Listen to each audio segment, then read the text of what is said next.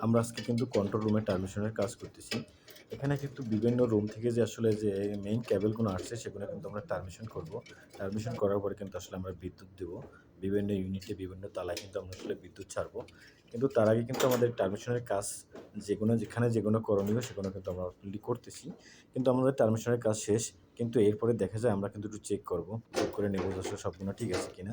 কোথাও কোনো লুজ আছে কিনা, কোথাও কোনো স্ল্যাগ আছে কিনা। যদি কোনো লুজ থাকে সেখানে কিন্তু দুর্ঘটনা হওয়ার সম্ভাবনা থাকতে পারে। কিন্তু আমরা যারা সৌদি আরব বিদ্যুতের কাজ করি কিন্তু আমরা কিন্তু আসলে 3 পিস ব্যবহার করি। 3 পিস মানে হলো আসলে ৩ টা কালার কোড থাকে। আসলে ৩ টাই কিন্তু পাওয়ার থাকবে। কিন্তু যে ৩ টা কালার কোড থাকে সেই কালার কোডটা আসলে কিন্তু একটা লাল, একটা হলুদ, একটা নীল। তার পাশে থাকবে একটা ব্ল্যাক, নিউট্রাল, তারপরে একটা আর্থিং। অতএব আমরা এই কাজগুলো করার পরে যখন আমরা পাওয়ার ছাড়বো, পাওয়ার ছাড়ার আগে কিন্তু আমরা সন্ধ্যার মতন এগুলো যথেষ্ট পরিমাণ আমাদের চেক করা উচিত। যাতে কোনো বিন্দু পরিমাণ কোথাও কোনো ত্রুটি না থাকে। একদম খুব মন থেকে একদম মন দিয়ে কিন্তু আসলে এগুলো চেক করা উচিত। তারপরে যে আমাদের যে সার্কিটের যে আসলে ঢাকনাগুলো থাকবে, সেই ঢাকনাগুলো কিন্তু আমরা 100% আমাদের এগুলো লাগাইতে হবে। কারণ যখন কোনো লোক যদি কোনো কন্ট্রোলে আসে, সার্কিট অন অফ করতে আসে, তখন কিন্তু তার একটা বিপদ হওয়ার সম্ভাবনা থাকে। এগুলো কিন্তু আমরা খেয়াল রাখবো। তা আসলে সবাই ভিডিওগুলো দেখবেন। ভালো লাগলে